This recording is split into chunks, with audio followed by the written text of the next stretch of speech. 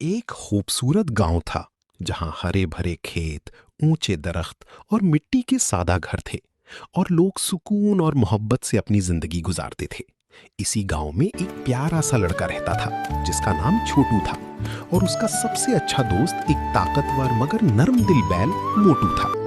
छोटू हर रोज मोटू के साथ खेलता, उसे अपने हाथों से चारा खिलाता और हंसते हुए कहता, मोटू तुम मेरे सबसे अच्छे दोस्त हो। मोटू हल्की सी आवाज निकालता, अपनी बड़ी बड़ी आंखों से छोटू को देखता और दुम हिलाकर जैसे जवाब देता, मैं भी तुम्हें बहुत पसंद करता हूँ। एक साल गांव में बारिश कम हुई और आहिस्ता आहिस्ता खेत सूखने लगे।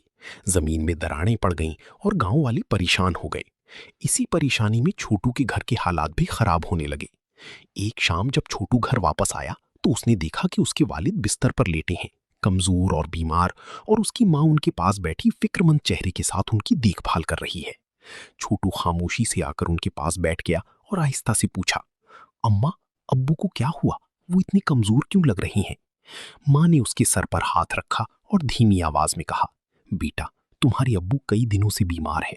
दवा भी चल रही है मगर अभी तक वो ठीक नहीं हुए और खेत का काम भी रुका हुआ है। हमें समझ नहीं आ रहा क्या करें। छोटू की आंखों में फिक्र आ गई।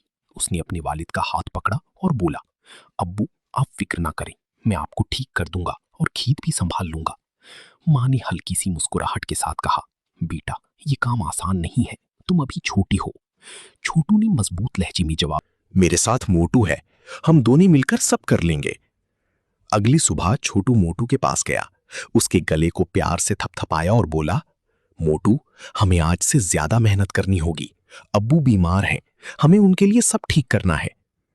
मोटू ने जैसे उसकी बात समझ ली, उसने जोर से सांस ली और सर हिला दिया। फिर दोनों खेत की तरफ चल पड़े।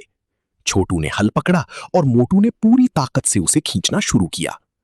सूरज तेज था, पसीना बह रहा था, मगर दोनों हिम्मत नहीं हार रहे थे। काम करते करते छोटू कभी मोटू से बात करता, थक तो नहीं गए ना? और मोटू हल्की आवाज में जवाब देता, जैसे कह रहा हो, नहीं, मैं तुम्हारे साथ हूं। एक दिन ज्यादा मेहनत की वजह से मोटू थक कर बैठ गया। छोटू घबरा गया और फौरन उसके पास बैठकर बोला, मोटू क्या हुआ, तुम ठीक हो? उसने जल्दी से पानी लाकर उसे पिलाया, उसके सर पर हाथ फेरा और कहा, तुम मेरे दोस्त हो, मैं तुम्हें कुछ नहीं होने दूंगा। थोड़ी देर आराम के बाद मोटू दोबारा खड़ा हो गया, जैसे उसने हिम्मत पकड़ ली हो। इसी दौरान अचानक आसमान पर बादल छा गए, ठंडी हवा चलने लगी और फिर बारिश शुरू हो गई।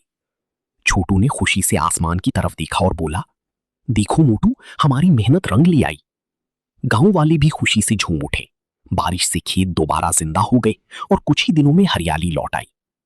वक्त गुजरता गया और आखिरकार फसल तैयार हो गई। छोटू और मोटू की मेहनत कामयाब हो गई। गांव वाले उनकी तारीफ करने लगे और जब छोटू घर आया तो उसने अपनी माँ और सेहतयाब होते हुए वालिद को खुशखबरी सुनाई।